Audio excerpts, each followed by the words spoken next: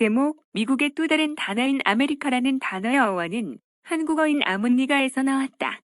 제작 출처, 대조선사 연구회 카페. 1. 대조선 현종 황제 때인 1669년도에 제작된 혼천시계에는 지구이가 맨 중앙에 위치하고 있는데 여기에는 아메리카 지역이 아몬니가라고 나옵니다. 자세한 내용을 살펴보면 대조선 시대의 문헌상으로 이미 1433년 6월 25일 대조선 세종황제 15년 음력 6월 9일에 정초와 박연, 김진 등이 혼천리를 제작한 것이 최초입니다. 1438년 2월 1일 대조선 세종황제 20년 음력 1월 7일에 장영실에게 흠경각을 짓게 하고 이곳에 혼천리를 설치한 것이라고 문헌에 나옵니다.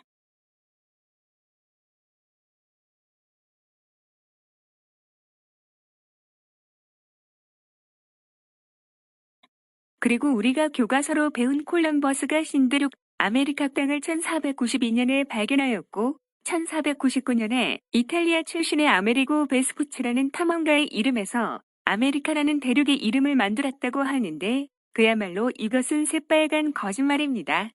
진실의 목소리가 콜럼버스나 아메리고 베스푸치의 신대륙 이야기들이 모두 새빨간 거짓말이라는 이유는 이렇습니다.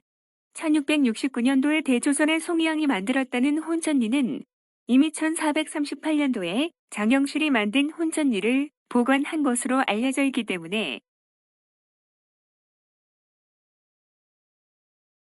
지구가 1438년도에 이미 들어가 있었고 거기에 아문리가라는 글자가 나와 있었다고 본다면 이것은 바로 우리 선조들이 이미 아메리카 대조선 시대 때에 최초로 미 대륙의 명칭을 만들었다고 봐야 옳은 것이 아니겠습니까?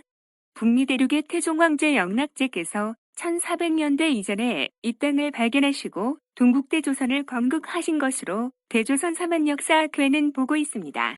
신대륙 발견으로 본다면 우리 선조들이 이미 100년이나 앞서 발견한 신대륙 땅이 아메리카인 것입니다. 그리고 아메리카는 대륙의 이름이 아닙니다. 진실의 목소리가 연구한 결과는 나라 이름입니다. 아문리가국이라는 세무세칙 장부가 있습니다.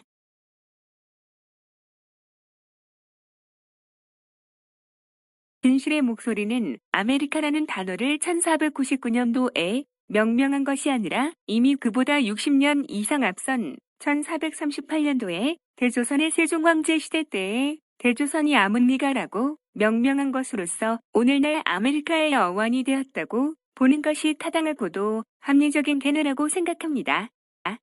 혼천리는 그 후 대조선 선조 황제 시대를 거쳐 개량을 거듭하여 물레바퀴를 동력으로 하는 혼천시계를 만들었고 대조선 인조 황제 시대에 이르러 오늘날의 혼천시계 모양으로 발전이 되었습니다. 그러다가 1669년도에 대조선 현종 황제 시대 때에 이르러 이전에 있던 것들을 모두 개량한 종류의 혼천리가 다시 제작이 되었는데 바로 이민철과 송희영이 함께 물의 힘으로 돌아가는 혼천시계를 만든 것으로서 이것이 오늘날까지 전해져 내려오는 혼천의인 것입니다. 2. 1854년 미일 화친조약에서 열도일보는 미국을 아문리가 합중국이라고 표현했습니다.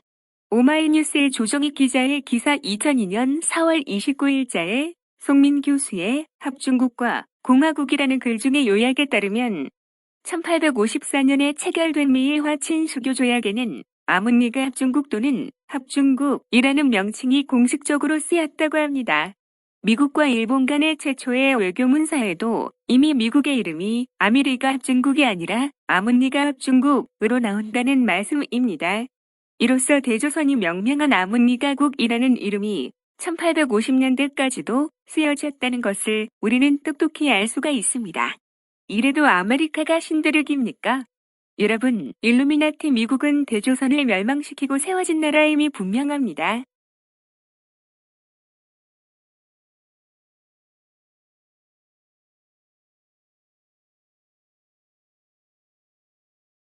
여기서 여러분들이 꼭 알아두셔야 하실 점은 열도일보는 1853년도에 이미 아문리가 미국에게 침략을 당하여 항구를 개방하게 되며 이때부터 재팬의 또 다른 한 일원이 되는 것이 아닌가로 보여집니다. 즉, 동양의 일본이 되는 것으로 보여진다는 말씀입니다. 그러니까 서양 일본, 자판이 있고 동양 일본, 자판이 있는 것입니다. 결론을 말씀드립니다. 힘의 원천이란 진실을 아는 것에서부터 나오게 되는 것입니다. 우리가 진실을 모르기 때문에 벙어리 냉가슴을 앓게 되는 것입니다.